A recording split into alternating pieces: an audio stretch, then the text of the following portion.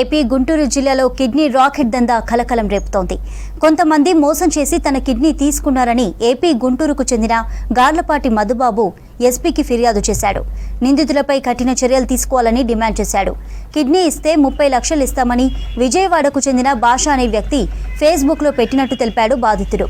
ఆర్థిక ఇబ్బందులుండడంతో కిడ్నీ ఇచ్చానని తెలిపాడు. విజయవాడలో ఓ ప్రైవేటు హాస్పిటల్లో తనకు ఆపరేషన్ చేశారన్నారు. తర్వాత డబ్బులు ఇవ్వకుండా డాక్టర్ శరత్ బాబు, మధ్యవర్తి భాష మోసం చేశారంటూ ఆవేదన వ్యక్తం చేశాడు.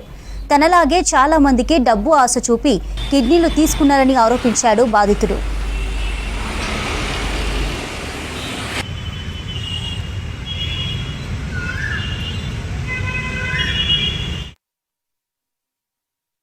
ఒక అతను పరిచయం అయ్యి ఇట్లా కిడ్నీ డొనేట్ చేస్తే ఇంత అమౌంట్ ఇస్తారు, అది ఇది పలానా ఫేస్బుక్లో ఉందని చెప్పాడు.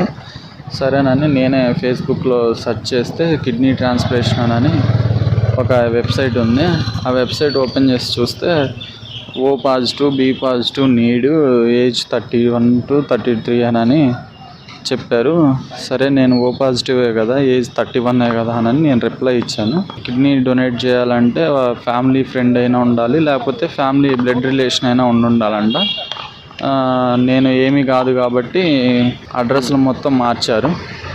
వాళ్ళ స్వగ్రామంకి ఫ్యామిలీ ఫ్రెండ్ కింద పెట్టి వాళ్ళకి అనుకూలంగా అన్ని ప్రూఫ్స్, వీడియోస్, మేము ఫ్యామిలీ ఫ్రెండే ఇక్కడే ఉంటున్నాము వాళ్ళ ఊర్లోనే అని చెప్పేసి తీసుకొని లాస్ట్ మంత్ 15వ తారీఖున ఆపరేషన్ చేసి తీసుకున్నారు.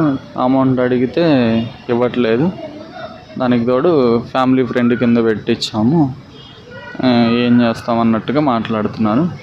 నాకు టెస్ట్లు అన్నీ చేసి లెఫ్టే తీసుకుంటామని చెప్పారు ఫస్ట్, కానీ లెఫ్ట్ తీసుకోకుండా రైట్ తీసుకున్నారు.